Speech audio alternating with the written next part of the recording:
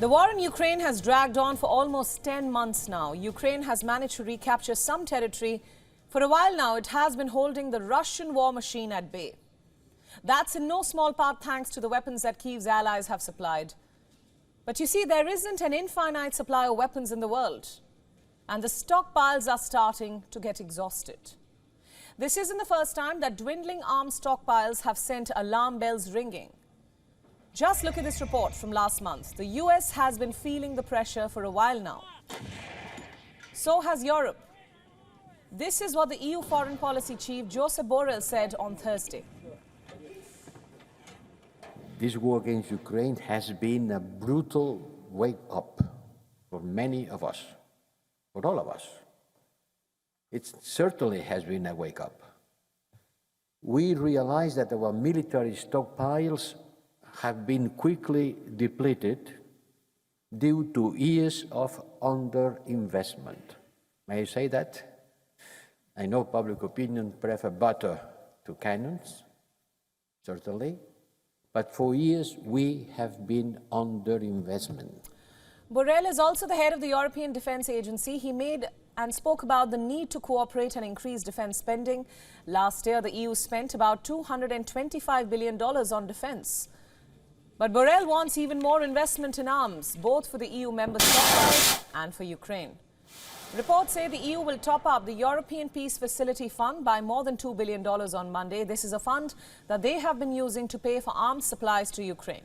Before the war, the fund had about $6 billion in it, and now it's largely depleted. In November, Borrell claimed that the EU had supplied Ukraine with arms and equipment worth at least $8 billion. And what about the Russians? Well, they're running out of weapons too. This image was tweeted by Ukraine's defense minister last month. But maybe you aren't convinced by what a Ukrainian official is saying. There are other reports too. Reports of Russian recruits arriving at the front lines without weapons. Reports of Russia buying drones from Iran and arms and ammunition from North Korea. We had also reported last week that Russia was firing Dud missiles, nuclear-capable missiles without nuclear warheads. Russia has been increasing its arsenal. This is despite Western sanctions. Some of the cruise missiles fired at Ukraine last month were recently made. As recently as September, in fact. But is it enough for Russia to win the war? Well, reports say the government has ordered munitions plant to put in longer hours. Russia is also firing fewer long-range missiles at Ukraine, and that too at a smaller number of targets. Considering these facts, perhaps we can now call it a war of attrition. So the question is, who will give in first?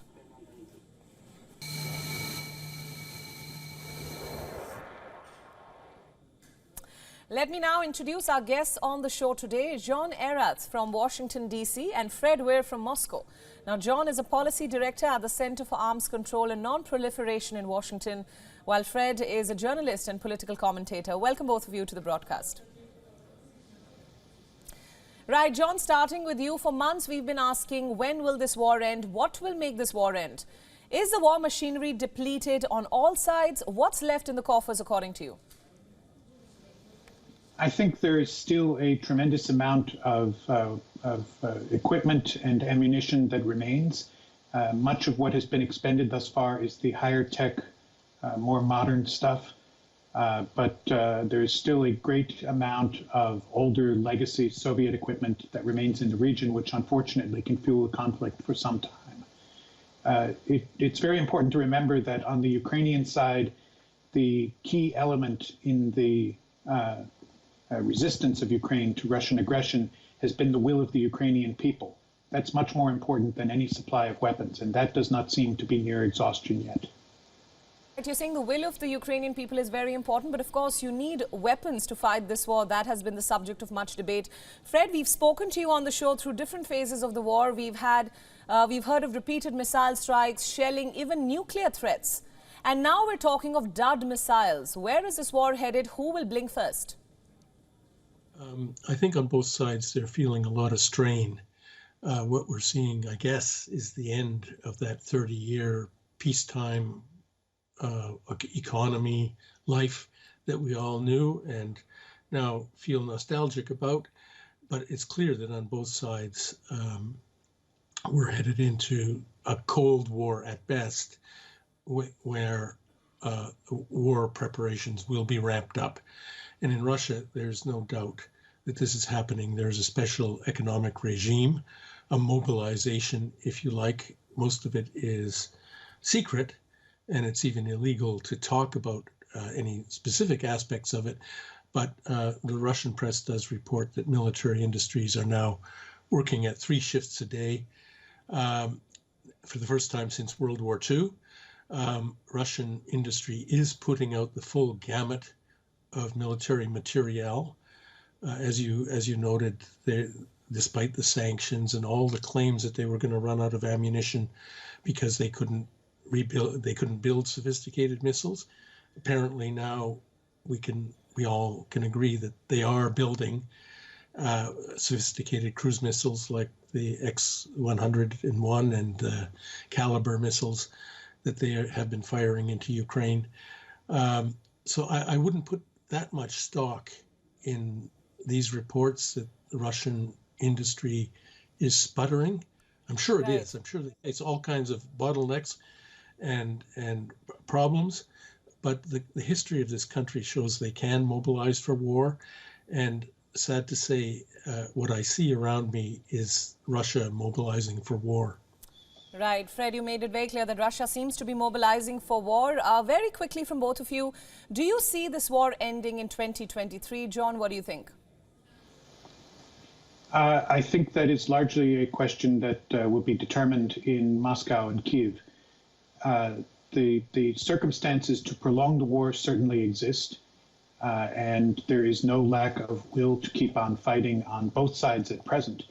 But at some point, for one side or both sides, the expenses, the number of casualties will get to the point where it becomes too difficult to continue the war, where the objectives for which they are fighting would not seem to justify the cost.